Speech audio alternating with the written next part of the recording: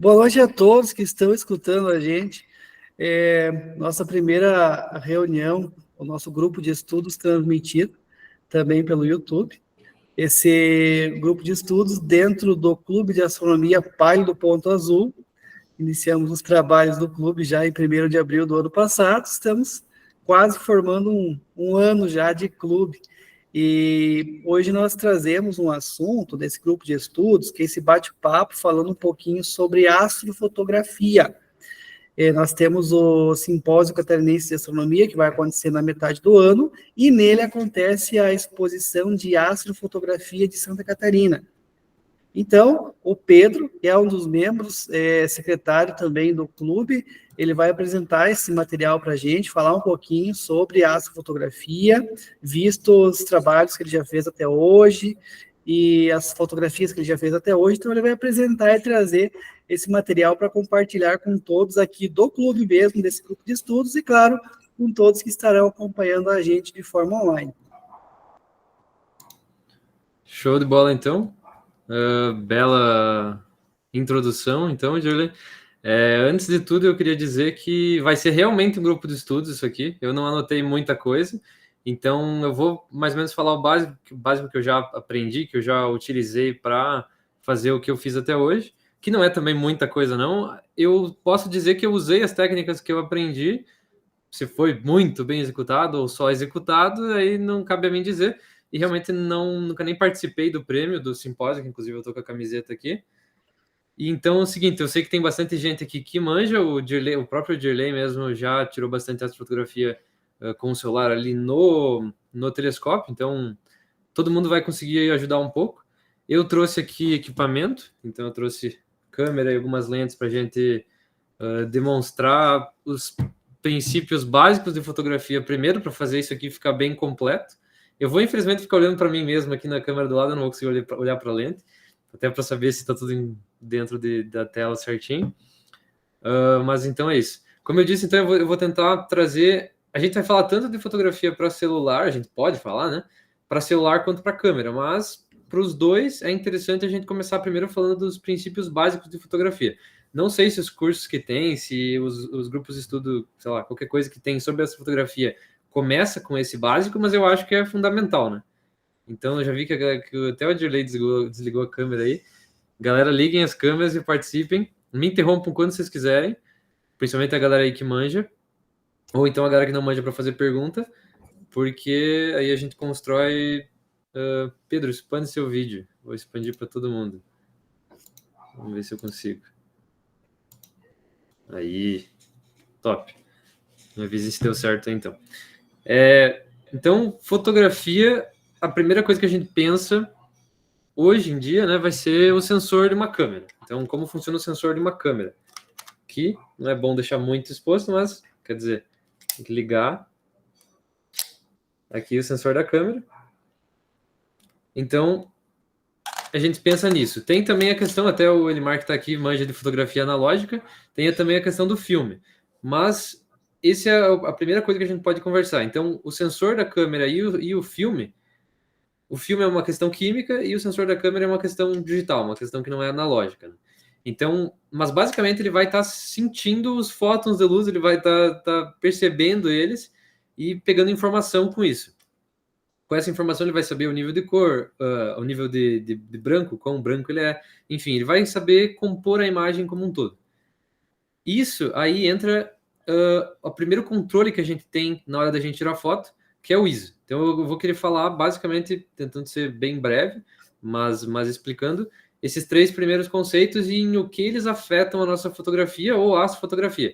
Então são os conceitos de ISO, abertura e tempo de exposição. O ISO, ele é justamente isso que eu acabei de falar. É o tempo de exposição. O ISO é o quão sensível está o sensor. No caso de uma fotografia analógica, ele vai ser o ASA, que chama, né? O Limar que me corrija, que está aí. Mas é a questão de o quão sensível não é o sensor, o quão sensível é o filme. E aí você vai ter que comprar isso na hora que você vai comprar o filme. Então, você vai escolher o ISO na hora que você compra.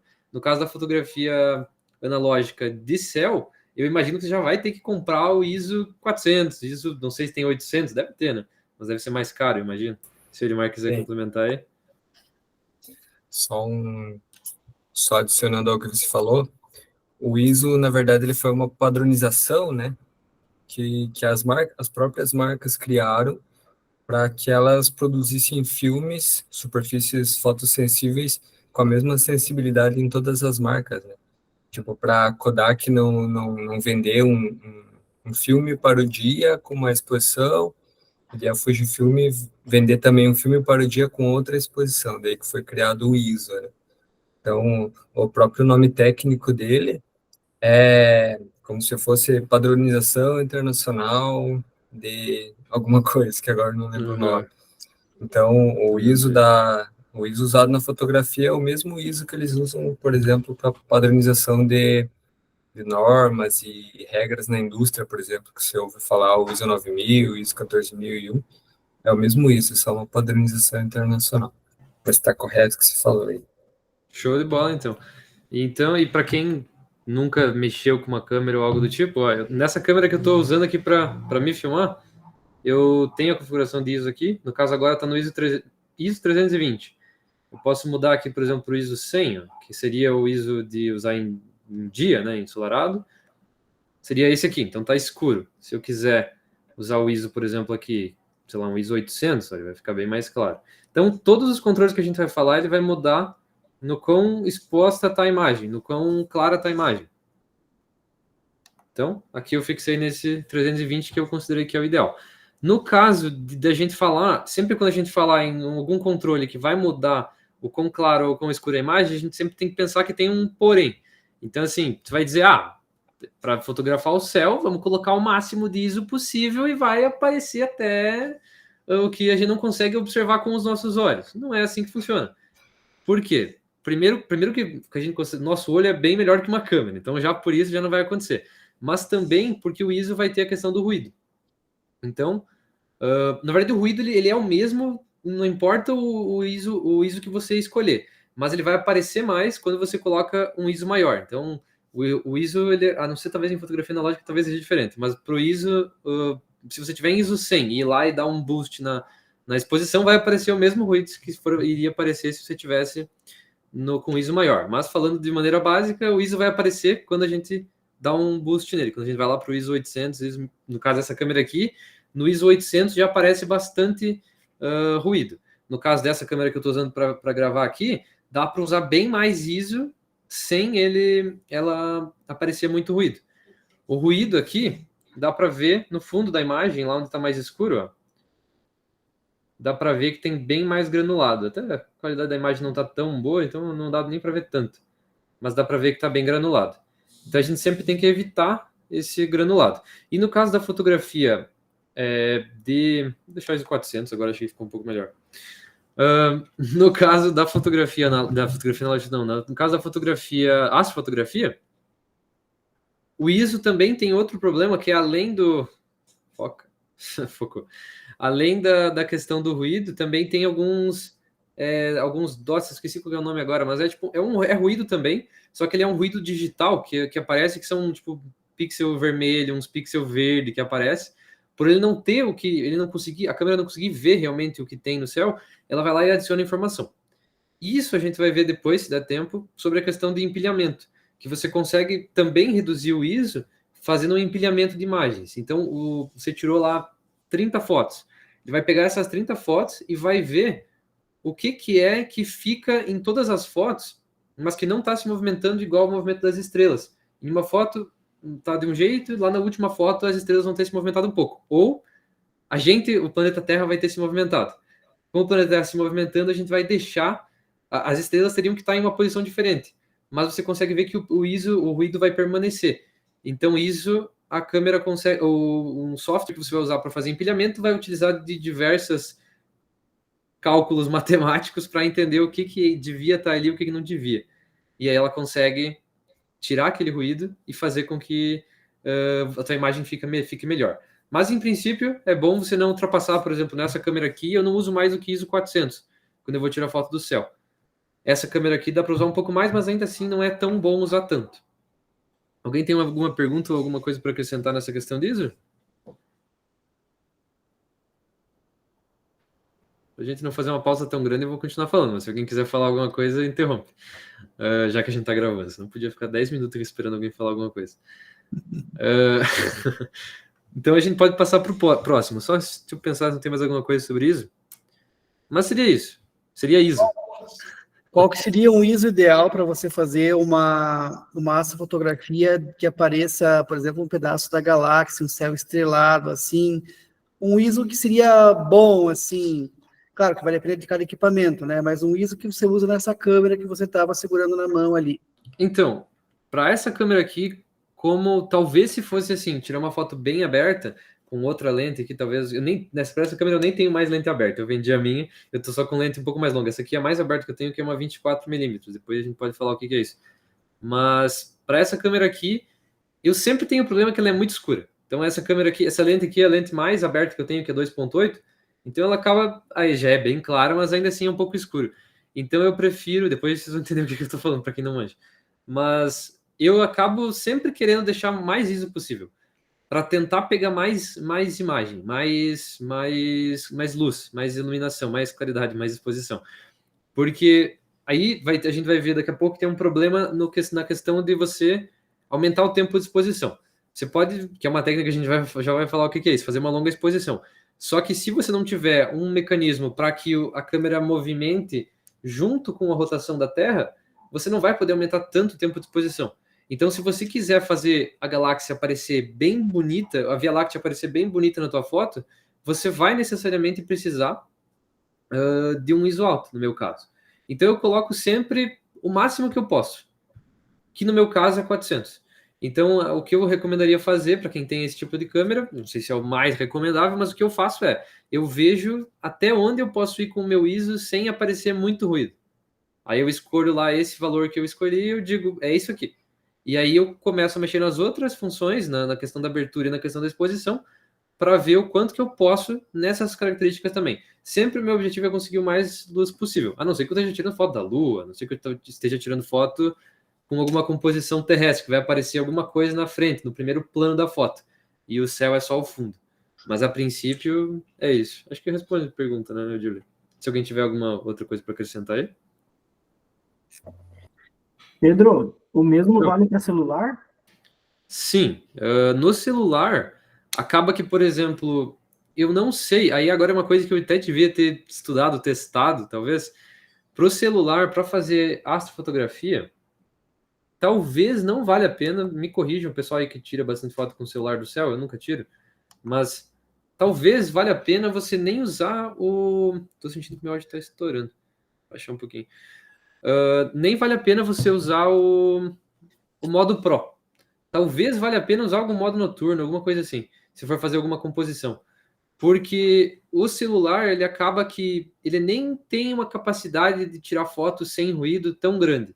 O que ele faz é um pós-processamento. E quando você tira a foto no modo Pro, a maioria dos celulares desliga esse pós-processamento. Então nem vale a pena você tirar uma foto lá com... Pensar tanto no quanto de ISO você está usando, quanto de abertura você está usando. Talvez valha a pena só colocar tudo no manual e tirar no automático e usar só o tempo de exposição para fazer um tempo de exposição mais longa. Mas eu tiro bem pouca foto com o celular, infelizmente. Então, se alguém aí tiver tido essa experiência. Mas a questão do ISO é isso, é você escolher o quanto você pode usar sem aparecer tanto ruído. E tem lá a configuração de ISO no celular. Alguém aí consegue adicionar alguma coisa em cima disso? Só acrescentar que essa tua explicação de você ir até o limite do ISO aceitável sem perder qualidade é exatamente o que eu faço. Também não sei, não tive a oportunidade de testar muitos modelos de câmera, mas nos modelos que eu testei, é bem nítida essa diferença. Então, tem câmeras, as mais atuais, que você consegue elevar o ISO lá a 12.000, 25.000, é bem relativo, né? Aí você usa menos dos outros recursos que você vai falar aí na frente, né? Que é a abertura e a velocidade. Então, você acaba podendo utilizar mais o ISO e tem mais fôlego de recursos. A câmera que eu utilizo, por exemplo, eu consigo chegar em fotografia noturna ou com pouca luz, eu consigo chegar a 4.000, 4.500, aí o ISO começa a ficar, o ruído começa a ficar muito evidente.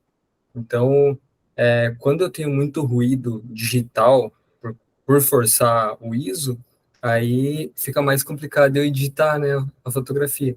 Então, o pós-processamento ele fica um pouco mais difícil para mim retornar a qualidade dessa imagem. Então, tem câmeras que você vai poder utilizar 400 tranquilo e depois utilizar velocidade e abertura. Tem câmeras que você vai poder chegar a 25 mil, por exemplo. Então, na semana passada eu utilizei uma Sony, agora não vou lembrar, acho que uma A7 IV, se eu não me engano. Cara, eu tava filmando a 40 mil ISO, assim, e só aparecia o ruído quando a área da imagem era muito escura, era muito preto, próximo do preto absoluto, assim, sabe? Então, uma câmera que tem uma tecnologia, nem a minha, era de um parceiro meu. E a câmera que eu tenho hoje, por exemplo, eu tenho uma Nikon, uma D750. Tipo, se eu utilizar acima de 4 mil, o ruído dela fica muito evidente nas partes escuras, assim. Daí a qualidade fica bem ruim. Então, eu tenho que utilizar de outros recursos. Mas para acrescentar no que você falou. Então, se você se tem uma câmera de entrada, você vai poder utilizar menos do ruído. Conforme ela tem mais recursos, do ISO, perdão. Conforme você tem mais recursos, você consegue utilizar um pouquinho mais. Quanto mais atual a câmera, mesmo que ela seja de entrada, você consegue utilizar um pouquinho mais, porque o sensor dela está mais atual, digamos assim. Ele aguenta mais ISO, né? E só bem rapidinho, para mim não me estender, a questão do ISO no filme, ele não vai ter ruído, porque você não consegue aumentar o ISO, né? Então você não consegue forçar, não tem um sensor, digamos assim, para você forçar digitalmente para ele ter o ruído. E o ruído é justamente a aberração cromática que cria ali por você estar utilizando os recursos da câmera para forçar essa exposição à luz, né? Então, o filme acaba que ele não vai ter ruído. Ele pode ter grão. Então, você pode comprar um filme com a característica que ele tenha grão, que daí é uma característica mais estética. Tem gente que prefere até. Mas são duas coisas diferentes. O grão do ruído do filme e o ruído porque você está forçando o sensor. Então, até corri ali, peguei alguns filmes para me mostrar. Não sei se vai aparecer bem, mas eu tenho um aqui tem um de 400. Então, Parece sim, show de bola. então, esse aqui eu consigo utilizar, por exemplo, nublado ou pôr do sol, por exemplo, né? Baixando. Começa a escurecer, eu já não consigo utilizar tanto ele. Eu tenho que utilizar dos outros recursos da câmera. Daí eu tenho um aqui de 100. Esse aqui é para utilizar com condições muito boas de luz. Então, se você tiver uma luz artificial controlada ou um dia ensolarado. E tem um de 200, que também é para o dia ou luz controlada, e ele tem um pouco menos de sensibilidade do que o 100, mas ainda assim ele é um ISO bem claro. Eu tinha um 800 ali, mas eu não achei. O 800 eu já consigo pegar de um pôr do sol a começando a anoitecer, começando a aparecer as primeiras estrelas, assim, mas escureceu mais que isso, ele já não é tão bom, digamos assim. Seria isso. Show de bola, deu para ver bem os filmes ali. Só uma pergunta de curiosidade. Devia fazer outra hora, mas acho que é legal fazer também. O ISO varia o preço também do filme? O ISO? Ou tipo, bastante gente quer comprar o 400, então ele é mais barato. Ou então bastante gente quer comprar os outros, então... Cara, hoje não varia tanto. Tipo, hoje qualquer filme que você vai comprar, ele já é um pouquinho mais caro, porque tá mais difícil de você encontrar. Mas os ISOs que eu utilizo, que é 100, 200 e 400, o preço ele é praticamente o mesmo. Então, a única coisa que varia é de marca para marca e de estilo de filme para estilo de filme. Daí muda a questão estética, tipo, estilo, né? Sim, legal. O que eu ia acrescentar também que eu coloquei aqui, que eu achei bem interessante, essa questão do grão, para as fotografias, eu imagino que seria bem errado você usar um filme que vai causar grão, né? Porque o grão ele é muito parecido com o que você está tentando fotografar, que são as estrelas. Então, maravilhoso isso do ISO, do ISO de analógico, né? E outra coisa é que nesse mesmo princípio de que você não pode de que não vai ter ruído no analógico, que eu nem sabia tão específica dessa maneira, mas que tem algumas câmeras que, não é o caso da minha aqui, mas que elas têm dual ISO, né? Então você pode ter, o que eles fazem? O ISO ele vai aumentando, está no ISO 100, você vai aumentando o ISO tipo, até para o 3200 e ele está aparecendo ruído. Quando você vai para o 4500, ele para de aparecer ruído de novo, porque começa de novo essa contagem do ISO. Então tem câmeras que têm essa tecnologia também. E para quem está pensando em comprar uma câmera para fotografia ou então para qualquer coisa, também tem a questão do seguinte: a minha câmera é uma câmera bem nova, é uma câmera de 2021, se não me engano, é uma ZV-10. Ela devia ter uma capacidade de noturna até melhor do que ela tem. Ela não tem, de certa forma, até pelo sentido de que ela tira foto em 24 megapixels. Então, o ISO dela, ou então até para fotografia, tanto para foto quanto para vídeo, por ela ter tantos megapixels, o que acontece é que sobra menos tamanho de sensor por ela ser um sensor cropado, menos tamanho de sensor para cada pixel. Então o pixel ele acaba sendo menor e aí entra menos luz. Então acaba que o ISO também acaba ficando prejudicado. Mas é melhor do que essa aqui, né? Que é de 2013, sei lá, 2012 essa aqui. Uma Canon T3i. Mas acho que é isso. Alguém tem mais alguma pergunta sobre essa questão? Eu só um comentário sobre a questão do uso do celular para fotografia. Primeiro que você sempre vai ter que ter um tripé para fazer esse manuseio, como a câmera também, né? Você vai ter que ter um tripé. E depende do uso. Se você vai fazer a foto só com o celular, fazendo a foto de céu, possivelmente você vai usar um ISO mais alto, né? Mas se você vai acoplar, por exemplo, para fazer a foto da Lua, né? Você vai usar um ISO mais alto. Você vai ter que ir testando, né, o ISO e os outros recursos também, né? Que o Pedro vai falar na sequência também. E se tu vai fazer já a foto no telescópio, como você tem um aumento na ampliação da luz que está chegando, então, geralmente o ISO vai mais baixo. Mas muda, por exemplo, o ISO que você vai fazer foto de lua, que é bem brilhante, vai ser diferente do ISO que você vai fazer, por exemplo, a foto de um planeta ou de uma nebulosa, sempre vai mudar. Então, quanto menos brilhante é o objeto, né, maior vai ser o ISO que você vai estar colocando ali para conseguir fazer um aproveitamento bom e ter uma imagem com qualidade. E, geralmente, se você não tem na câmera, que eu não sei se por padrão ela já está selecionada, mas a minha não estava, pelo menos, né? Ela tem até a opção Pro na câmera, e você tem que colocar para salvar em RAW, né? Que vai te dar uma quantidade de arquivo maior, que você pode usar ele depois. Então, tem essa vantagem também de você gravar em RAW. RAW. Perfeito, vou até anotar aqui para a gente lembrar de falar da questão do RAW também depois. Na verdade, acho que você trouxe a gente pro chão novamente, Dirley, fazendo essa questão do celular, essa questão de para que a gente usa tal coisa, né? Então, assim, a gente está falando que a gente quer mais ISO para trazer mais claridade, trazer mais iluminação para a foto, mas às vezes a gente pode estar falando de uma foto para dar lua que você vai lá e tem que baixar o ISO, porque senão vai ficar tudo branco. Então, que é o que acontece normalmente com as fotos que a galera tenta tirar com o celular da lua.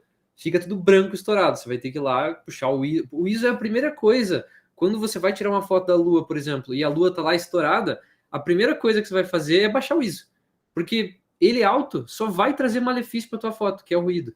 Então, na hora, vai lá, minimiza o ISO, coloca ISO 100 para tirar foto da lua inquestionavelmente. Você não precisa de mais sensibilidade no sensor, não há necessidade. E com isso, acho que a gente pode ir para a próxima parte, que é a questão da abertura. Então, a gente já entendeu o que vai acontecer aqui no sensor. A gente falou de sensor até agora. Aqui está o sensor, está com o espelho na frente. Eu não vou ligar a câmera para baixar o espelho, mas basicamente vocês já viram antes que tem um sensor ali atrás do espelho. E agora a gente vai falar da abertura. A abertura, quando a gente está falando disso, a gente está falando da lente. Que no caso aqui eu tenho 3 para mostrar para vocês. Tem uma que está passando pela luz que vocês estão vendo aí, pela imagem que vocês estão vendo, tem uma também que está passando por ela ali na câmera, mas, então aqui é a menor lente que a Canon produz, que é a 24mm. Essa aqui, é a lente mais, a pancake que chama, ela é bem fininha, e o que ela faz é basicamente filtrar, através da lente, a luz que está chegando aqui para ela chegar de maneira certa no sensor da câmera. Então, a luz está chegando aqui, ela precisa chegar até o sensor. Se ela chegar sem a lente, a luz vai chegar de maneira igual, não sei exatamente a parte técnica, mas ela vai chegar de maneira igual para todas as áreas do sensor e a foto vai ficar branca, ou então preto, então vai ficar uniforme, ela não vai ter foco, ela não vai estar correta. Então, para isso, você precisa de várias lentes. Aí, antes de a gente falar da abertura em si, a gente vai ter a questão do zoom, que para muita gente vai falar em foto do céu, você vai falar, queria uma lente bem zoom, bem que vá bem longe, uma teleobjetiva. E sim, é legal para você tirar uma foto de céu profundo, por exemplo. Você vai tirar um objeto que está muito longe, sei lá, um planeta. Para esse tipo de foto, você com certeza vai precisar de uma lente de zoom. Mas não é nem a fotografia que eu mais gosto de fazer. Eu acho que para fazer esse tipo de fotografia, o ideal seria um telescópio. Então, você faz fotografia com um telescópio.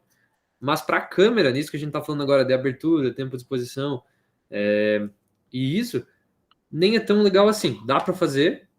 Eu tenho aqui, por exemplo, uma 55-250 da Canon, que a que eu uso para essa câmera aqui, mas eu tirei pouquíssimas as fotografias com essa lente, até porque a abertura dela acaba sendo, que é o que a gente vai falar agora, acaba sendo bem pequena a abertura dela. Isso é confuso também, que a gente, no ISO é fácil, né? ISO 100 é mais baixo, então ele está dando menos boost de luz. ISO 400 ele é mais alto, ele está dando mais boost de luz. Na hora da gente falar de abertura, os números são ao contrário. O que a gente está falando da abertura? A gente está falando do quão aberto é a lente, o quanta luz a lente deixa passar pro sensor. E isso eu consigo mostrar para vocês aqui, eu devia ter testado antes se eu consigo realmente. Aqui por essa 50mm, a lente que, com certeza, se vocês comprarem uma câmera desse tipo, vocês vão acabar comprando, que é a lente mais versátil que tem. Então aqui, ó, eu consigo lá dentro, espero que dê para ver, eu consigo mudar a abertura, dá para ver aí, ó. Aqui, na menor abertura que eu consigo, é um f22. Então tá chegando bem pouca luz, né, até o sensor. É o f22. Então o número maior é o número que está mais fechado. Se eu ir para o 1.8, que é o máximo de abertura dessa lente aqui, que é uma 50 1.8, a gente pode ver que agora, vou até fechar um pouquinho, mas ó, ela está deixando mais luz passar. Isso é lógico. Mais luz passar, a foto vai ficar mais e mais clara. Então, mais luz passar, a foto vai ficar mais clara. Mexendo aqui nessa câmera, eu consigo mudar a abertura. Agora eu estou com f1.8. A mesma abertura que essa lente aqui tem, essa lente que eu estou usando para filmar vocês, para me filmar, quer dizer, ela também é 1.8. Nisso, eu quero ver se vocês percebem. Bom, quem manja vai perceber na hora. Mas qual que é a principal diferença de você mexer na abertura? Eu vou só fechar aqui a abertura. Então eu estou 1.8, agora eu estou fechando. Estou indo para F10. Então agora eu estou no F10. Eu vou vir aqui e vou aumentar o ISO. Então, ó, eu abaixei um, eu vou ter que aumentar outro. Vou para o ISO. Olha só o ruído aparecendo. Estou no ISO 12.800. O que é a primeira coisa que vocês notam além do ruído por causa do ISO? O ruído é por causa do ISO. Esqueçam a questão da abertura. O ruído é por causa do ISO. Mas a primeira coisa que vocês percebem, sem ser a galera que manja, alguém aí conseguiu notar o que é? Se alguém aí quiser me interromper, pode interromper. Mas eu já vou falar que é a questão do fundo. O fundo agora está focado. Então agora, antes eu tinha um fundo que estava desfocado. Eu estou perto da câmera aqui, eu estou em foco, o fundo estava desfocado. Se eu colocar alguma coisa bem perto da câmera aqui, até desfoca um pouquinho mais o fundo. Mas se eu já estou aqui, o fundo fica focado igual a mim. Isso é o que acontece quando você diminui a abertura. Você fecha mais a lente e o fundo acaba focando. Então agora eu vou voltar aqui o ISO para o ISO 320 e agora vocês vão notar a diferença. Agora vocês não vão notar, mas depois que eu abri novamente a abertura, vocês vão notar que o fundo está bem mais desfocado do que estava antes. E a gente perde bastante do ruído que tinha aqui antes, né? Vou até aumentar um pouquinho mais o ISO aqui. Mas então, a gente tem esse desfoque aqui. Aí, outra coisa que acontece, outra coisa que acontece com esse desfoque é que ele não varia só com simplesmente com a abertura. Ele também varia com que acaba sendo uma questão também de abertura, com a milimetragem que você está usando na tua câmera. Então, não vale a pena a gente entrar em detalhes nisso, mas essa lente que eu estou usando aqui, olha como ela está desfocando agora. Antes eu coloquei a mão e continuava focada atrás. Agora a mão está aqui na frente e ela desfoca bastante. Outra coisa que mexe com a abertura é a questão com o desfoque do fundo, também é a questão da milimetragem da lente. Se você pegar uma lente bem longa, tipo essa daqui, essa aqui, a abertura, que é 1.8, essa que eu estou usando para falar com vocês, e essa aqui, que era 1.8, essa aqui, a abertura máxima dela, onde ela é mais aberta, onde entra mais luz, é 4.5, essa lente aqui. Então ela é bem mais fechada, bem mais escura. Mas ainda assim, ela vai acabar gerando um desfoque de fundo, por ela ser uma lente longa. Isso acaba também gerando um desfoque de fundo. E agora, então, agora que eu já expliquei o básico da questão da abertura, eu posso falar o que isso vai mudar para a gente no sentido da astrofotografia. Assim como o ISO, que a gente usa ele, o máximo que a gente consegue para deixar a foto do jeito que a gente precisa, na astrofotografia a gente vai querer utilizar o sensor, a abertura maior possível. Tem um porém, que a gente pode escolher não usar tão aberto assim, que eu já vou falar, mas num princípio básico, eu aqui com a minha 50mm, eu uso 1.8. Eu coloco ela no 1.8 aqui, na abertura máxima, para entrar o máximo de luz possível, porque a gente vê o céu está tudo escuro, você vai querer que entre mais luz, então você vai colocar a abertura no mínimo, que é 1.8, no caso dessa lente aqui. Qual é o único problema da gente fazer isso? O único não, tem mais questões, que é a questão do foco, mas depois eu falo. O problema que eu encaro como um problema maior é a questão do seguinte: muitas lentes, que aí vai variar no preço que você pagou por ela. Se você pagou pouco numa lente, tipo, essa lente aqui é uma das lentes mais baratas que tem para comprar. De marca, né? Você pode comprar uma lente de uma marca lá mais simples no AliExpress e vai ter uma lente mais barata. Mas da Canon, por exemplo, uma das lentes mais baratas que tem é essa 50mm aqui, 1.8, é uma lente bem aberta. Dá para fazer foto com bastante desfundo de foco. Desfundo de foco. Agora eu perdi como é que fala isso? Desfoque de fundo. Eu ia falar foque de desfoque. Vocês entenderam, é isso que importa. O que acontece é que muitas lentes que você paga pouco por elas, se você pegar uma lente barata, a hora que você colocar no 1.8, a foto fica pior. Ela fica com menos nitidez e fica com mais aberração cromática. Ela não fica tão boa.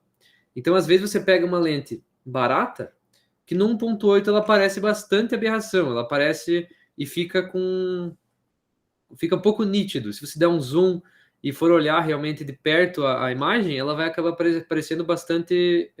não vai estar tão nítido. Às vezes vale a pena você pegar a lente que é 1.8 e colocar 2.8, colocar um ponto a mais, um F a mais de abertura, a mais de valor e a menos de tamanho, e acaba ficando um pouco melhor, mais nitidez, e a foto acaba ficando melhor por isso. Mas, no caso dessa câmera aqui, por exemplo, que ela é uma câmera bem escura, que eu não posso usar muito ISO, vale a pena eu pegar bastante abertura, querendo ou não. E a questão que eu ia falar também, que é um ponto negativo do jeito que você pode usar a abertura, é uma foto, por exemplo, que eu fiz, não sei quem me segue no Instagram deve estar ligado, mas está no meio das fotos lá, então não é tão fácil assim de ver. Nos stories eu acabei postando. É uma foto que eu foquei uma árvore e a lua atrás. Nem é uma foto tão bonita assim, era uma foto de dia, assim, com a árvore desfocada e a lua atrás focada. Eu fiz as duas opções. Eu fiz a foto com a árvore desfocada na frente e a lua focada atrás. E eu fiz também a opção em que eu fiz o quê? Eu vim aqui, aumentei o valor da abertura, então fechei bem o obturador para entrar menos luz, e aí ficou tanto a árvore em foque como a lua no fundo focada. Então isso também é uma coisa que vai ter que brincar na hora de fazer a astrofotografia. Se você quiser fazer uma foto em que você vai estar compondo uma árvore na frente e a lua lá atrás, ou uma árvore aqui e a Via Láctea inteira atrás, se você fizer a tua foto e com uma abertura grande, com a lente bem aberta, e focar na árvore que está na frente, o fundo da Via Láctea vai ficar tudo desfocado lá atrás. Então você vai ter que diminuir o valor, aumentar o valor da tua abertura e diminuir o quão fechada ela vai estar. Então você vai colocar um F mais alto, um F10, um F15, para conseguir fazer com que tudo esteja em foco, tanto a árvore quanto o fundo. Tá, achei que você ia falar alguma coisa. Então, sobre abertura seria isso. Se alguém tiver mais alguma contribuição, alguma pergunta? Então, continuamos. Aí, o próximo ponto que a gente tem é até tentando fazer um pouco mais rápido, é a questão da tempo de exposição. Esse é o principal. O que é? A gente já entendeu que o quão sensível está o sensor aqui dentro da câmera é um problema. A gente já entendeu que a lente tem que estar aberta. Se ela estiver fechada, vai entrar pouca luz. Não adianta você usar um ISO alto e fechar aqui, que vai entrar pouca luz. Às vezes é necessário, mas normalmente você não quer que isso aconteça. Agora tem outra questão, que é o obturador. Aqui dentro a gente tem um obturador que é uma cortina que vai fechar e abrir. E nessa cortina, o tempo que essa cortina demora para fechar e abrir é o que vai determinar o nosso tempo de exposição. Você vai escolher, isso é o tempo de exposição. Então você vai escolher quanto tempo que você quer que essa cortina fique aberta. Isso pode ser digitalmente, pode ser o sensor ligar e desligar, ou pode ser também a questão de realmente uma cortina física que vai fazer esse movimento. Nisso, o que a gente pode, que é o caso do celular, que não tem uma cortina fixa, né? É simplesmente o sensor que vai estar ligando e desligando. No caso do celular, passou uma moça aqui atrás, bem louca, deu para ver na câmera. No caso do celular, tanto do celular quanto da câmera, um tempo de exposição maior vai trazer uma foto mais clara. Um tempo de exposição menor vai trazer uma foto mais escura. De cara, vocês já devem imaginar aqui, já devem ter ouvido falar também, já devem ter visto na prática e imaginado com o que eu disse, que a gente precisa de uma foto, precisa de bastante exposição. A gente precisa de um longo tempo de exposição para tirar uma foto. Falando dessa fotografia, a gente precisa de uma foto de longa exposição do céu. Na fotografia normal, se a gente vê um lugar escuro, a gente também pode fazer uma fotografia de longa exposição. Aí, antes da gente entrar numa foto escura, só para falar o básico, né? É o seguinte, isso vai acarretar o seguinte, é muito rápido a velocidade que a câmera consegue abrir e fechar. O sensor consegue ficar exposto à luz e parar de ficar exposto à luz é bem rápido, muito rápido. Para que você vai precisar de uma foto em que o sensor vai ficar pouco tempo exposto? Primeiro, antes disso, na verdade, não precisava dizer isso, mas onde você vai precisar? Eu quero tirar uma foto de algum moving subject, algum objeto que está se movendo rápido. Então, um carro passando, um cara correndo. Se vai tirar uma foto de alguma coisa que está se movimentando, você precisa congelar aquele movimento. Para você conseguir deixar nítido, conseguir deixar em foco, conseguir deixar aquilo parado na tua imagem, o que você precisa. Mas se você, por exemplo, for fazer isso com um carro em movimento, se você usar um valor muito alto, por exemplo, vai acontecer que a roda vai ficar parada. Tudo vai ficar parado. O que estiver se movimentando vai parecer que está parado. Você sabe que aquilo está se movendo, mas vai ficar parado. Então tudo também há um limite. Às vezes é melhor você tirar a foto acompanhando o carro com a câmera e o carro vai ficar parado na tua tela, mas o pneu vai ficar em movimento, então o pneu vai parecer que está em movimento, vai ficar um pouco borrado e o fundo vai ficar borrado. Então, show de bola aí no chat, onde ele deve ter aparecido na tela para vocês. Então, vai ficar borrado, mas vai dar uma impressão de movimento. Então, isso é importantíssimo para a fotografia. Também a questão de se você está com a câmera na mão ou não. Se você for tirar a foto e você está segurando a câmera na mão, não interessa que você quer fazer uma foto noturna. Você não pode ir lá e colocar um tempo de exposição muito longo, porque você automaticamente vai mexer a cabeça, vai mexer o pulmão, vai mexer o tronco, vai mexer os braços e vai acabar se movimentando.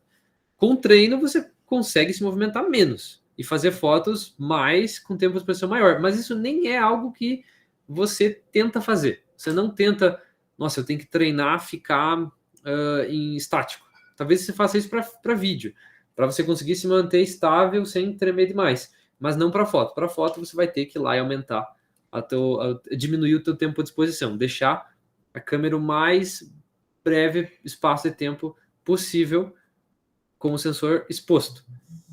Às vezes você não consegue. Às vezes tua câmera já está no ISO 400, que é o que a gente falou antes. Às vezes tua câmera já está na abertura 1.8, já está na abertura mínima que tu consegue. Você vai acabar ficando com uma foto escura. Mas você tem que ter em mente que é melhor você ter ruído do que você ter uma foto borrada. Então vai lá, aumenta um pouco mais a exposição, o ISO, para você ter essa foto sharp, você ter essa foto com nitidez. No caso de astrofotografia, agora entrando então na questão da longa exposição, aí a gente tem outro problema. Que é o seguinte, você pode deixar a tua câmera... só uma questão antes disso, na verdade, mas ainda no mesmo tema, eu tenho aqui um tripé aqui atrás, que é o tripé que eu coloquei essa luz aqui que eu ia usar para me iluminar aqui atrás, mas nem ia ficar tão legal, eu acabei, deixa desligado, não gastar bateria. Mas você tem que ter um tripé bom. E, acima de tudo, você tem que ter um tripé. De preferência, um tripé bom. Mas para que o tripé? Justamente para você não tremer. Então, tripé necessário, fundamental para a astrofotografia. Se você colocar o ISO 400, que é o máximo que eu consigo com essa câmera aqui, 1.8, e for tentar fotografar com alguma velocidade, a gente fala de velocidade, a gente fala de um tempo que o obturador vai ficar aberto, uma velocidade que vai ser um tempo um pouco maior, vai ficar borrado. Se você tentar tirar essa foto com uma velocidade em que não vai ficar borrado o céu, você nem vai conseguir enxergar o céu. Talvez se você tiver uma câmera que tu consegue usar 32.000 de ISO, que é um ISO absurdo, e você conseguir colocar uma velocidade ali 1/100, que é um centésimo de um segundo, né, que vai ficar aberto no teu obturador, talvez você consiga tirar uma foto do céu decente. Mas a princípio você vai precisar de um tripé. Então, vai tirar foto, não tem como sair só com a câmera na mochila. Vai ter que ser a câmera na mochila e um tripé. Simples. Bem necessário. E aí, nisso, além disso, quando você vai tirar a foto com a tua câmera, você vai precisar pensar no quanto você vai abrir esse tempo de exposição. Primeira regrinha. Quão longa é a tua lente? No caso de vocês que vão tirar foto com o celular, é muito mais fácil. Porque a lente do celular ela é naturalmente aberta. O meu celular tem uma lente de 5x, então ela é um pouco mais fechada, mas nem vai usar tanto isso para as fotografias, não faz muito sentido. Então, se você vai tirar uma fotografia com o celular, você está pensando, a não ser que você vai tirar foto com o telescópio, que isso a gente nem vai entrar tanto aqui nesse grupo de estudos, eu imagino, a não ser que você vai tirar usando um telescópio, você vai tirar uma foto aberta. Com uma foto aberta, não tem tanto problema de quanto tempo de exposição você vai usar. Você pode usar um tempo de exposição alto, não absurdamente alto, mas pode usar um tempo de observação alto que não vai ter tanto problema. Por que isso? A gente pode dar vários exemplos, mas o que eu pensei aqui agora é um vinil. Não sei se é o melhor exemplo, mas o centro do vinil, do disco de vinil aqui girando, ou qualquer CD, mas o disco de vinil porque ele é um pouco maior, o centro dele está se movendo mais devagar do que a parte de fora. A parte de fora ela está se movendo mais rápido, porque ela tem que cumprir com a parte de fora dá para ver que está passando mais rápido. Isso aqui parece inclusive uma animação. Enfim, idiota. A parte de fora vai ter que se mover mais rápido, porque ela vai ter que percorrer uma distância maior na mesma unidade de tempo. Nisso a gente pode imaginar também, usando esse exemplo, que se você der um zoom maior, então você vai estar chegando, se der um zoom, você chegar mais perto do objeto que você quer fotografar com a tua lente, na tua lente, aqui é o tamanho que a gente tem da lente, é isso aqui. O céu, ele está se movimentando, que é incorreto a gente falar isso, porque é, na verdade, a Terra que está se movimentando. Mas se a estrela estiver aqui, nesse ponto aqui, no início da hora que você abriu o obturador, se a hora que você fechou, ela estiver aqui, pode ser que não dê tanta diferença se a tua câmera estiver aberta. Mas se a estrela estiver aqui, pertinho da tela, aqui assim, porque você deu um zoom absurdo, então a estrela está aqui. A hora que você abriu o obturador, ela está aqui. Quando você fechou o obturador, ela já estava aqui. Vai ficar um risco na tua tela. Então tem um limite. Para isso tem um cálculo que você pode fazer, que eu não salvei e nem costumo fazer esse cálculo, o correto, para a próxima vez que a gente for fazer um grupo de estudos ou for fazer isso na prática, eu vou tentar trazer esse cálculo. Tem uma regrinha matemática que você pode usar em que você insere na fórmula a tua milimetragem da tua lente e quanto zoom você tá usando, né? E se a tua câmera é sensor cropado ou não, que a gente nem vai entrar nessa questão, mas é basicamente uma coisa que vai mudar também. E aí ele fala qual é o máximo e mínimo recomendado que você pode usar de tempo à disposição. Na prática, eu recomendo que talvez o Elimar aí também possa ajudar nessa questão, mas o que eu uso para mim, nas últimas vezes que eu fotografei, que inclusive faz bastante tempo, é 8 segundos. 8 segundos numa 50mm, que é essa lente aqui. Na verdade, acho que 6 na 50mm. 6 segundos de exposição. Ou seja, a câmera vai pegar aqui, vai abrir. Isso eu posso mostrar, inclusive, né? Tá a lente aqui. Eu posso vir aqui, colocar... No modo vídeo não dá. Tem que ser no modo foto. Eu posso vir aqui e colocar pra gente 6 segundos de exposição. Em que, ó, tem um espelho ali. Tirei a foto. Ele vai ficar 6 segundos com o sensor exposto. Quando der 6 segundos, ele vai fechar. O que vai acontecer? A foto vai ficar branca, porque eu não configurei ela corretamente e não estou apontando para o céu. Mas, inclusive eu falei na frente do sensor, não é uma boa ideia, não faço isso em crianças. Mas basicamente é isso que a gente vai fazer. 6. Para essa lente aqui que eu estou usando para falar com vocês, na câmera da minha ZV-10 aqui, que é a câmera que eu estou filmando, ela é uma 16mm, é uma lente muito mais aberta. Com essa lente, o movimento dos astros no céu, ou de qualquer coisa que eu estou fotografando no céu, vai ser muito menos perceptível. Então eu posso usar até uns 12 segundos de exposição. Eu costumo não usar tanto, que ainda assim, como ela tem bastante pixel, é uma imagem com uma resolução bem grande, ainda assim você consegue ver as estrelas borrando. Mas de preferência, você vai preferir usar um tempo um pouco o menor possível, mas o maior possível sem deixar esse borrão. Então eu uso ali em torno de 8, 10, às vezes 12. Ele quer complementar alguma coisa? Então, Pedro, na questão de astrofotografia, eu sou extremamente leigo, assim, eu fiz pouquíssimas fotos, as fotos que eu fiz foram bem abertas, assim, né? Então, o que eu utilizei até hoje foi 6 segundos, 8 segundos. Eu fiz uma foto uma vez, até procurei que não achei ela, que eu usei 20 segundos, que foi aquela vez que deu um apagão, sabe? Ficou 5 dias sem luz aqui.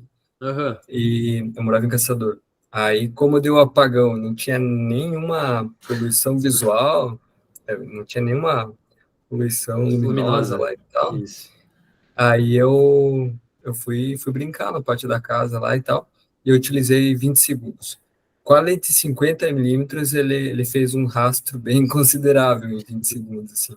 Então, não dava, eu acho que pouquíssimos objetos, assim, eles ficaram estáticos, né? Provavelmente os que tinham menos luz, né? Então, os mais luminosos, eles fizeram um risquinho, assim. Então, a foto ficou bonita porque acabou ficando aquele violeta bonitinho, assim, bem claro, assim, no centro, mas ficou em movimento, no caso, porque foi 20 segundos, né? Então, mas as fotos que eu considerei que ficaram legais, assim, que dá para dizer, não, isso são fotos de estrelas e tal, foi 6 a 8 segundos, não passou disso, assim. Com a 50mm, então, eu não fotografei muito com lente zoom à noite. Show. Alguém tem também, para quem tira foto com celular, tem para complementar quantos vocês já usaram ou então quem está assistindo gravado, deixa ele no YouTube, no comentário, mas alguém aqui tem alguma como considerar mais ou menos quantos vocês costumam usar no celular e não perceberam Skytrail, os riscos da estrela no céu? Bom, se quiserem depois deixar no chat ele também, quem tiver como acrescentar isso. Mas eu imagino que deve ser o mesmo que uma lente mais aberta, né? Não vai conseguir usar tanto. E aí uma coisa legal que também tu trouxe, Elimar, que é a questão de que não fica feio o traço no céu. Isso pode ser uma questão artística. Você quer mostrar esse traço no céu. Então, tem fotos, por exemplo, que eu já fiz que esse é o objetivo da foto. É você fazer aquele céu todo riscado. Claro, vai ter que ser um tempo de captura muito maior. Mas, para fazer esse céu todo rabiscado, né? Talvez, assim, No início fica bonito se a estrela estiver parada, se ela ficar um pouquinho borrada é feio, mas se ela ficar bem borrada, aí volta a ser bonito. Aham. Eu acho muito legal, até tem alguns perfis que eu sigo ali, que, que é proposital, né? Chega a Sim. fazer aquela curva no céu e tal. Aí o pessoal até utiliza alguns mecanismos de acionamento remoto da câmera, para você não tremer a câmera. Então, controle remoto, ou deixa programada. Tem o modo bulb da câmera também, né? Que você aperta um botão, ela abre. Aí, quando você decidir que acabou a foto, você aperta o botão, ela fecha. Então, todo esse tempo ela faz esse rastro. Então, até tem alguns casos, algumas fotos que você, com uma lente bem aberta, você vê de um lado o outro, né? Aquele risco. Fica bem legal. Mas aquela foto, não vou poder mostrar para vocês, mas eu até não postei em lugar nenhum e tal, justamente por isso, porque ela estava naquela linha tênue entre, você fez errado ou foi proposital. Então, não era para aparecer o rastro, então acabou Não, que sei que ficou você errado, disse né? que era, não era. Não, mas é isso aí. Não, perfeita a colocação. E até no sentido, então, de você usar o tripé, né? Aí entra, além de que você pode escolher ter uma foto com rastro ou não, também tem a questão de como você não ter esse rastro. Imagina, então, agora, a gente poderia entrar na questão de como fazer essas fotos de rastro no céu. Que até isso até sei falar mais ou menos bem como é que faz. Pelo menos como é que eu fiz, né? Como é que faz, eu não posso dizer como é que faz, mas como é que eu fiz, eu sei dizer. Mas imaginem o seguinte, para quem vai querer fazer uma foto do céu e não quer que fique esse rastro. Você vai dizer assim, tá, então o limite para eu conseguir fazer uma foto bonita é o quanto de ISO minha câmera consegue chegar. Não uma foto bonita. Vai ser mais bonita, você vai conseguir pegar mais a cor das estrelas, cor de uma nebulosa, qualquer coisa que você vai fotografar. Sim, você vai conseguir pegar muito mais coisa com um ISO maior. Mas aí entra outra coisa, que é bem cara, não é fácil de conseguir, eu não tenho, gostaria de ter, mas não sei se em tão pouco tempo, então vai ser tão breve que eu vou conseguir fazer essa aquisição.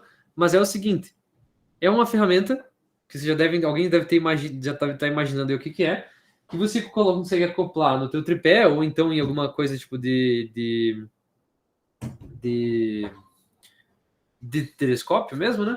Que você coloca ela aqui na tua câmera, aqui no teu tripé, você coloca a tua câmera em cima daquilo, e ele é como se fosse um gimbal, em que ele consegue mexer em todas as direções, e ele consegue seguir o movimento do céu. Então, para você não ficar com a imagem desfocada porque as estrelas estão se movendo, ou a Terra está se movendo, aquele negócio anula a rotação da Terra e deixa a câmera apontada sempre para a região que você colocou. Com isso, você consegue tirar uma foto de 50 segundos de posição, 60 segundos de posição, ou um dia inteiro de exposição. Um dia não, porque senão vai ficar claro, né? Mas 12 horas de exposição em que a foto vai ficar sharp, vai ficar bonitinha, vai ficar perfeita, porque você vai conseguir pegar muita luz. Você consegue fazer isso.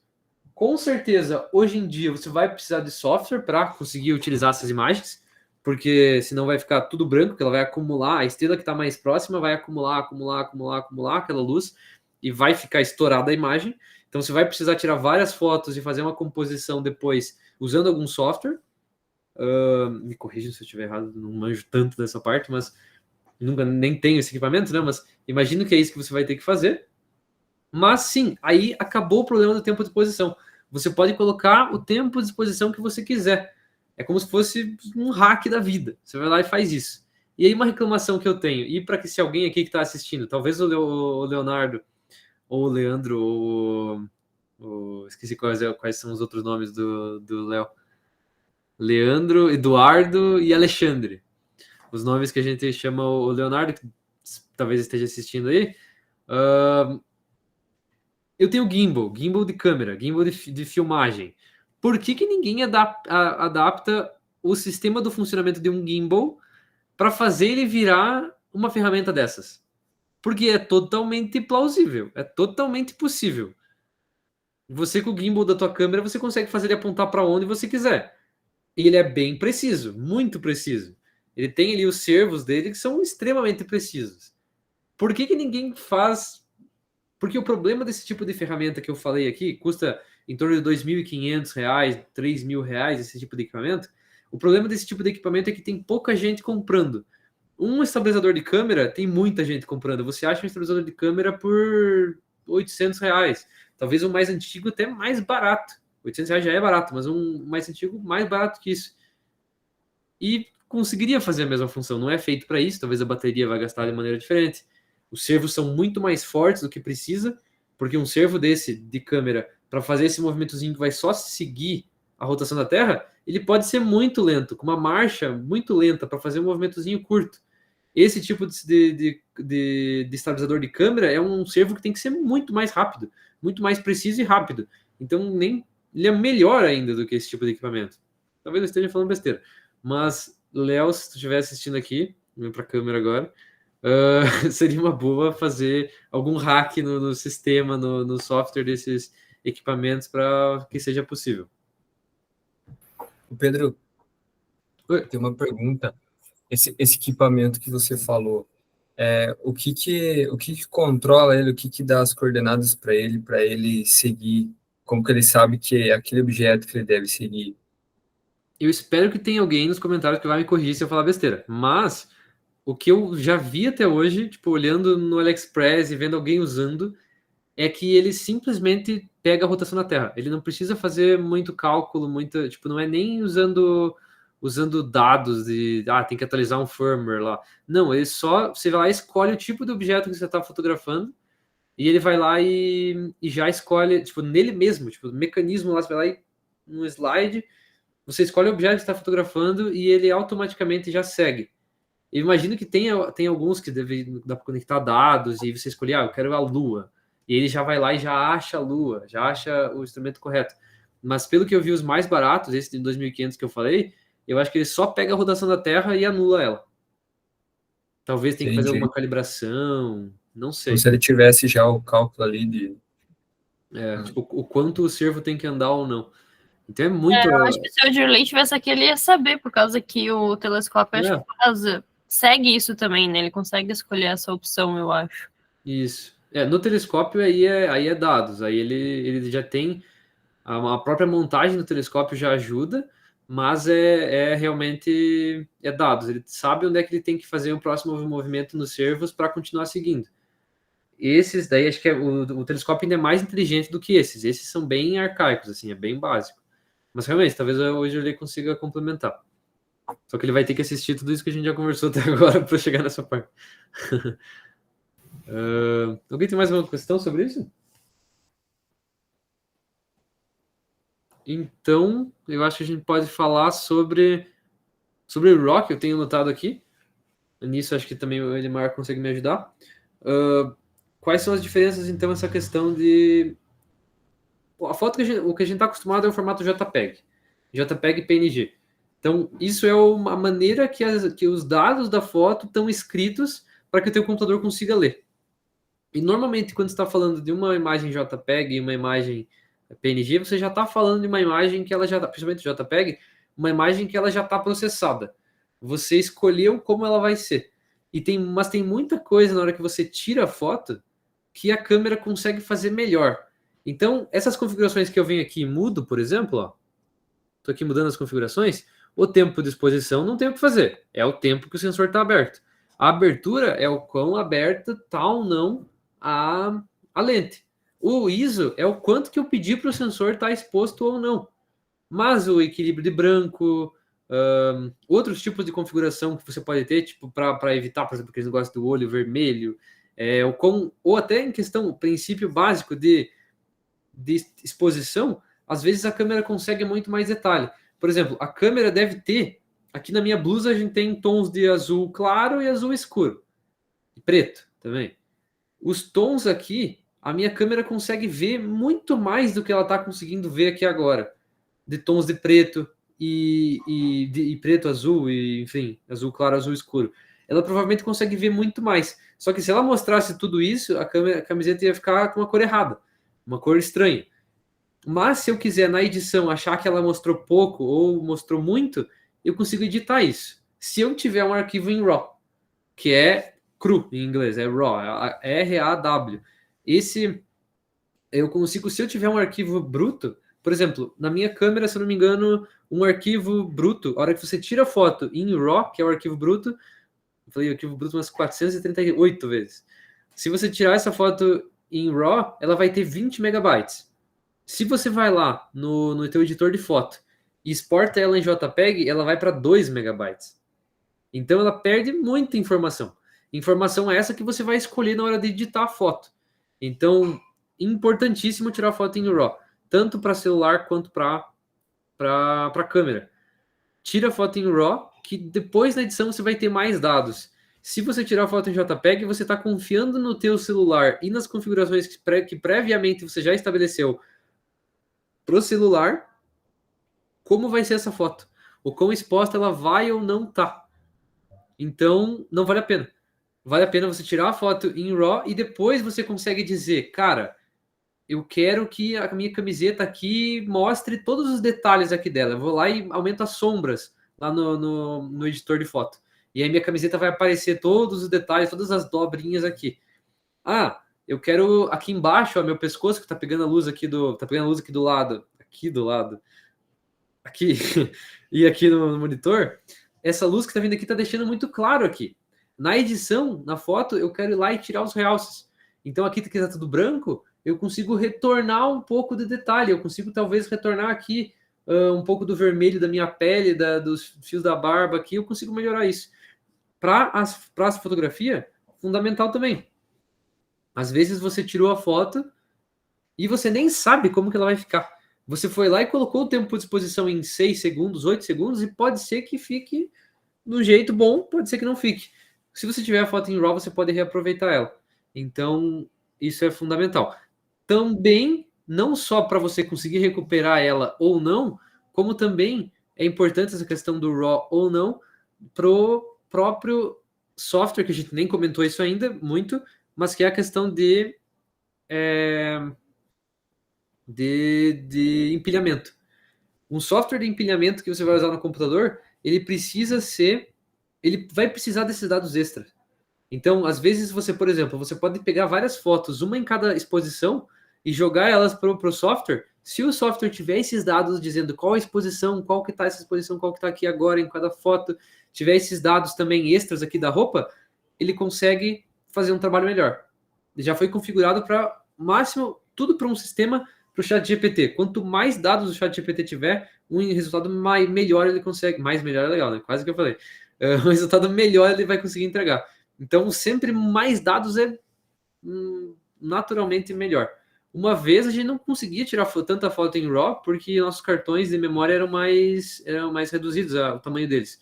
Hoje em dia, cara, um cartão de 128 GB e tira infinitas fotos que não dá nem para dizer quantas fotos que é porque é um número absurdo. Então, mesmo em RAW quanto em JPEG. Então, não tem por que não tirar foto em RAW. Alguém tem uma pergunta ou quer acrescentar alguma coisa sobre isso? Acho que seria. Uma coisa que eu gosto de falar, de dar um exemplo, que é um exemplo bem prático, da diferença do RAW e do JPEG, é quando você compra tanto aquelas primeiras câmeras digitais, sabe, quadradinha, que elas vinham os modos assim, vinha um modo retrato, vinha um modo paisagem, vinha um modo esporte e tal, e daí tinha lá para você escolher o estilo da foto. Então, estilo retrato, a foto ficava mais puxando para o tom de pele, estilo paisagem, ela realçava o verde e o azul. Então, o que é isso? Isso só funciona no JPEG, porque daí quando você tira a foto, a câmera vê a informação que está na frente da lente, aplica aquele perfil que você selecionou lá, retrato, paisagem, praia, por exemplo, isso aí, exatamente isso aí. Está mudando o estilo. E salva no cartão. Então ela pega tudo que você configurou, pega a foto e faz o processamento e salva no cartão. O RAW não adianta você colocar, mesmo que você tenha na câmera isso. Então, em algum lugar aqui, não vai aparecer na câmera ali, mas eu tô com a câmera na mão aqui, por exemplo, essa aqui eu nunca vi isso, inclusive. Vai ter lá, tem paisagem, retrato, noturno, esporte, daí tem vívido, neutro, monocromático. Não adianta você selecionar nenhum desses modos se for em RAW, porque que acontece? Quando você clica, a câmera vai pegar tudo que você tem de informação na tua frente, com uma flexibilidade, um pouco de informação mais clara, um pouco de informação mais escura, e vai salvar direto no teu cartão de memória sem fazer nenhum processamento. Então, lá na hora de editar que você vai escolher se você vai aplicar algum perfil desse, retrato, paisagem, o balanço de branco, que é mais quente, mais frio, e daí depois você vai fazer esse processamento quando você for salvar em JPEG. Então, a mesma foto que se eu fizesse em JPEG, e a câmera, beleza, você fez, fez a foto, pegou toda essa informação de cor, de luz, dela vai processar o balanço branco que você configurou, e já vai processar esse perfil, retrato, paisagem que você escolheu e vai aplicar, e só depois desse processamento ela vai salvar no cartão. E ainda vai descartar tudo que tem de informação extra para comprimir esse arquivo, né? Para deixar o arquivo menor antes de salvar no cartão. Então, o JPEG a gente pode dizer que é uma foto pré-editada pela câmera. Você clica, a câmera aplica um monte de propriedades, comprime para ficar menor e salva no cartão. O RAW não, você tira a foto, ela já salva no cartão, depois você escolhe o que você vai aplicar. Uma curiosidade bem legal é que em qualquer câmera que você tenha RAW, se você escolher, por exemplo, monocromático, que é preto e branco, aí você tira a foto da pessoa, aqui na tela fica preto e branco. Quando você passa para o computador e vai editar, a foto vem colorida, porque ela não aplica esse perfil preto e branco. O que tinha de informação ali, ela gravou direto no cartão. Então é bem legal, quando eu estava aprendendo ali, lá no curso de fotografia, você tirava a foto em preto e branco e passava para o computador, meu Deus, que bruxaria é essa? Porque a foto agora está colorida. Da onde que veio essa cor? E é justamente porque você salvou em RAW, um arquivo cru. Então, se você fez a foto e o mundo é colorido, ela gravou colorido, não gravou preto e branco. Então, só essa analogia para a diferença do processado, que é o JPEG, e do cru, que é o RAW, né? Perfeito. O Dirley, inclusive, voltou bem aqui agora na hora que a gente falou sobre o assunto que ele sugeriu antes lá do Raw. Consegui acompanhar o final, tá tudo certo. Depois eu vou dar uma volta no vídeo aí para seguir. Show de bola. A gente fez uma pergunta, na verdade, eu já pedi para o Dirley. Eu tava falando sobre os equipamentos que a gente usa para seguir o movimento do céu, que é aquele lá o Skytrail, esse tipo de Skytrail não, Sky Guider, Guider, né? Sky Guider. E a gente tava falando sobre como é que é feito como é que ele sabe o quanto ele tem que seguir. Eu tava falando que eu acho, nesses equipamentos que eu já dei uma olhada, os mais simples, que ainda assim é caro pra caramba, ele mesmo já tem dentro dele, você escolhe que tipo de objeto do céu que você quer acompanhar, e ele já segue a movimentação, ele já tem pré-definida dentro dele, apesar usando a posição que ele tá, ele sabe seguir só simplesmente se orientando por isso. E já no caso do telescópio não é nem um pouco assim, né? Ele tem os dados dentro dele, né? Sim, o telescópio tem os dados. Tanto é que os telescópios aqui que nós utilizamos, eu posso selecionar a movimentação sideral, que é o acompanhamento das estrelas, a movimentação lunar e a movimentação solar. Então, é específico para o telescópio, dentro do telescópio. O Guider, nós nunca tivemos aqui no observatório, tá? Talvez seja pela indicação que você dá para ele, que ele vai ter que acompanhar tal objeto, né? Aquele objeto luminoso ou aquele arranjo que você fez ali na tela, ele vai ter que seguir aquilo, tá? Talvez seja pela questão da luminosidade dos objetos mesmo. Depois ele se comunica com o telescópio, né, para fazer a movimentação do telescópio, né, baseado nisso. Ah, sim, entendi. O Guider no telescópio, né? No telescópio. Uhum. Aí a gente vai ter que comprar realmente, vamos fazer uma vaquinha pra gente comprar e ver como é que é o desse tipo. Eu acho que esse é bem mais burro, tipo, mesmo esse de R$2.500 ali que eu tô falando, que é o que tem no AliExpress ali, que dá muita vontade de comprar, se não fosse o preço, eu acho que ele é burrão, ele não consegue ver luz nenhuma, não tem nada, é só você fala que tipo de objeto que é e ele segue. Mas ainda assim deve funcionar, né? Hoje em dia não está mais valendo a pena comprar pelo AliExpress, tão verdade. caro, né? Que você vai pagar esse valor aí do produto, mais um valor parecido com isso do imposto já direto de cara.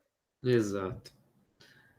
Mas então, aproveitando então, na verdade, sobre o que o Edmar estava falando antes do RAW, uma coisa que eu ia comentar, que eu acabei esquecendo, depois do que tu disse, é também que para quem quiser fazer fotografia normal, não só de astrofotografia, uma coisa que você pode fazer também no RAW é não tirar. Você pode tirar as fotos com os dois tipos. A câmera vai tirar tanto o RAW quanto o JPEG ao mesmo tempo. E aí, eu só uso RAW. A câmera está sempre em RAW. Mas alguns fotógrafos já me falaram que preferem tirar os dois, em RAW e JPEG, por dois motivos. Primeiro, isso no caso não é tanto para fotografia, né? mas eu acho que talvez seja interessante até para entender o que é e como é que funciona. É o seguinte, para você foi lá e tirou foto para um cliente, um ensaio. Você pega as fotos em JPEG e já manda para ele dar uma olhada, escolher qual que ele quer, quais fotos ele quer que você edite, você vai lá e edita. Então, se você mandar em RAW para ele, o WhatsApp não vai reconhecer, o próprio software que a pessoa vai usar no computador para ver as imagens não vai reconhecer. Então, no JPEG isso já facilita, para ele não ter que jogar para o editor de foto, converter sem edição para a pessoa ver em JPEG. Isso eu não acho tão válido, mas para algumas pessoas às vezes deve valer a pena, né? É válido. Válido. Não é o meu caso, mas eu já fotografei muito casamento. Minha esposa é fotógrafa de casamento. E por que a gente fazia RAW mais JPEG? Justamente por isso. Então, antes de você chegar em casa, a pessoa já pediu uma foto, aí você já pegava, passava da câmera para o celular, já mandava rapidão, pela questão do formato do arquivo. E outra questão, que eu acho que também vale para astrofotografia, você faz a foto, por exemplo, eu vou fazer uma foto que não vai precisar de empilhamento, ou não vai precisar de um pós-processamento. Então, você faz no RAW para garantir, faz uma cópia em JPEG, para você já ou fazer uma postagem, ou compartilhar com a galera, já passar para o celular da câmera direto, e essa foto já pode sair meio pronta. Então, para quem é mais desapegado, eu não sou tão desapegado assim. Não. Tipo, eu quero fotografar já pensando na edição às vezes, né? E acontece muito isso, principalmente com paisagem e astrofotografia. Mas, às vezes, quando você não é tão desapegado e não quer fazer uma coisa tão elaborada, não quer perder tanto tempo, tipo, chegando em casa, indo pro computador e editando, às vezes você faz uma foto RAW com uma cópia em JPEG, olha na câmera e, nossa, a foto já ficou bem legal. Daí você descarta o RAW, justamente por causa dessa questão do armazenamento que você falou. Então, o mesmo comparativo, a minha câmera ela faz um JPEG de aproximado 5 MB, né, na melhor qualidade do JPEG, e o RAW dela tem 54 MB. Então, imagina você fazer durante o dia ali 100 fotos, 200 fotos, que não é difícil você fazer 200 cliques. Aí você acaba perdendo em armazenamento. Né? Então, se você gostou do JPEG, é exatamente essa analogia que você fez ali. Não precisa editar. Eu não gosto muito, você também não. O que eu ia, inclusive, dizer que eu não acho válido porque eu tenho... válido pra caramba, pra maioria das pessoas, né?